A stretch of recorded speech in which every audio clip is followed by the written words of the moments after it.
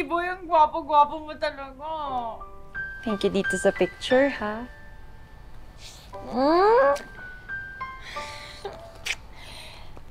B-boy Ferreras. B-boy Ferreras. B-boy Ferreras. Kinikilig ako! Rin, para kang baliw dyan. Kanino bang picture yan? Tinago mo pa sa ilalim ng unan mo. Para maisip rin niya ako, ma. Naalala mo ba yung kwento ko sa'yo, ma? Yung crush ko nung high school? Ma, nakita ulit kami. Kapit pa lang pala siya ni Fritzy. Ah, yung best friend mo? Tsaka alam mo ba, ma? Lahat ng magagandang katangian sa isang lalaki na naiisip ko, na kay B-boy na. Oo, diba? Bihira lang yung ganun. Bukod syempre kay Papa. Naku, anak, ha? Mukhang na-inlove ka na dyan. No? Hinay-hinay lang sa pag-ibig. Kailangan may maiwan pa rin sa'yo para sakaling magkahiwalay kayo. Bakit kayo naman ni Papa?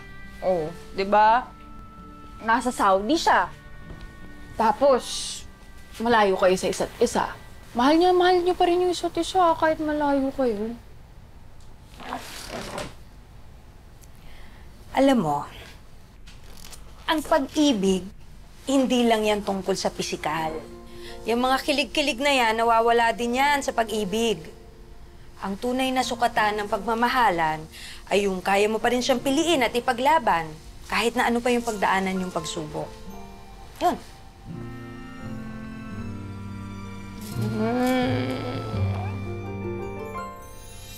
Irene, ilang taong ka ba nung una kang nagka-crush? 19 years old po, 4th year high school pa po ako noon. Nag-time na nagka-crush po ako noon.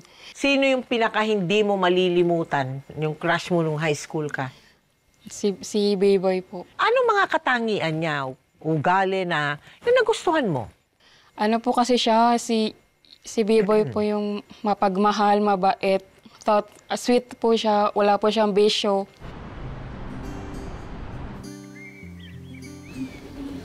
Bes, bakit? Ang gwapo talaga ni B-boy sa person na yun, Alam mo, kung hindi dahil sa'yo, hindi kami magkikita ulit. Kaya, thank you. No problem, una-una arte-arte ka pa. Kasi Ang gwapo. yun nga eh. Ano ba? Huwag ka masyadong magpahalata. Matangkad. Huwag ka masyadong magpahalata. Grabe yung muscles niya.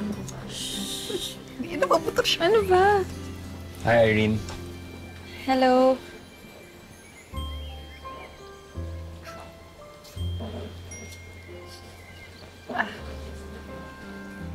Oh, bakit naman?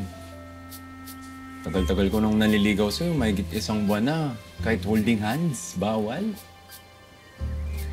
Naman. Ano kasi...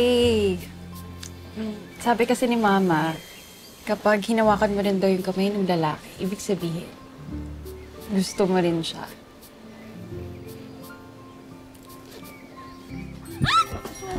Sorry na ako na-slide. Na-slide. Bes, ano ba? Sorry na na-slide ako sa floor. Ano ba? Nakakaya naman. Irene, paano ba yan? Hindi ka lang napahawa kamay, napayakap ka pa sa akin.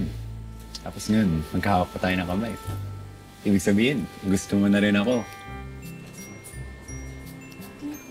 Ano ba? Napayakap lang naman ako dahil dito kay Fritzy. Ang kulit kasi. Ba't ako? Wala akong ginagawa. May naayos nga ako dito. Dahil kay Fritzy, bakit hawak mo pa din yung kamay ko? Alam mo, bistado na kita. Alam kong gusto mo rin ako. Kaya, tayo na. Ayaw mo na yan. Kung ayaw mo, sige ka. Sige. Sinas na? Kukunin ko talaga yan. Atre ka pa dyan. Sige, good.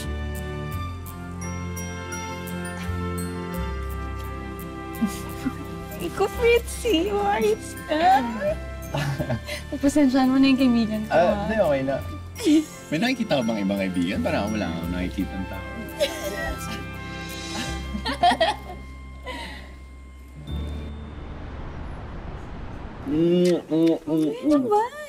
Miss kita eh.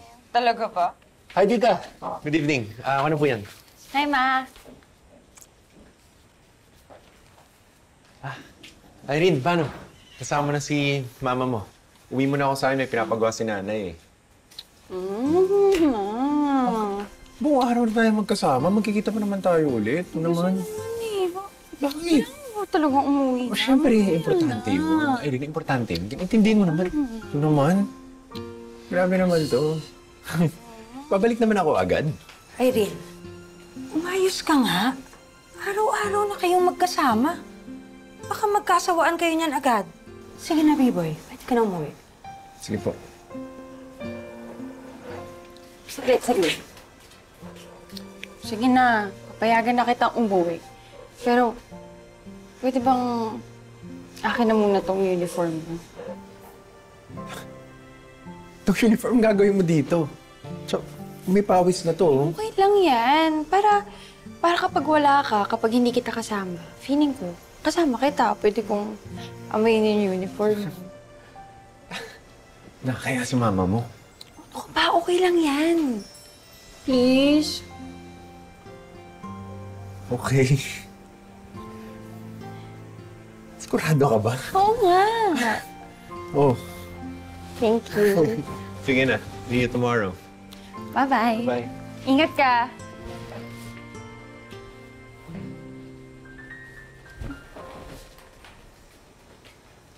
Irene, mag-usap nga tayo. Pumayag kami ng papa mo sa relasyon nyo. Pero mukhang puro boyfriend na lang yung nasa isip mo. Nakakalimutan mo na yung pag-aaral mo. Saka anak, ang matinong babae, hindi pinapakita na patay siya sa lalaki.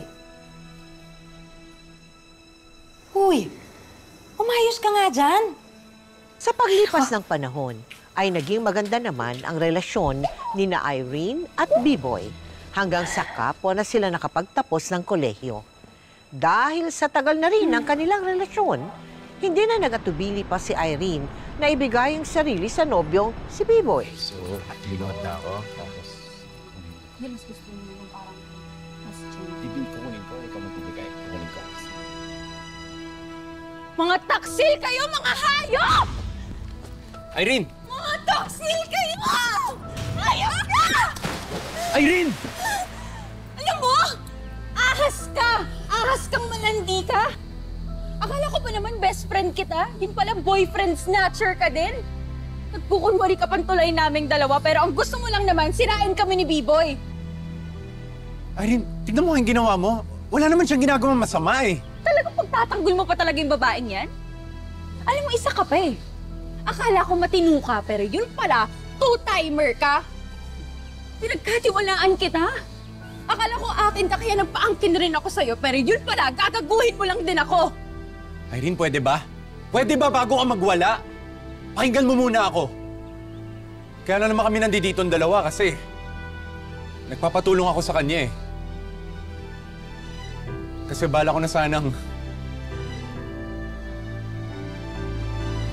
mag-propose sa'yo. Gusto na kita sanang pakasalan. Di ba? Dilulo ka kasi. Pero kung ganyan ugali mo, mabuti pa. Huwag na lang.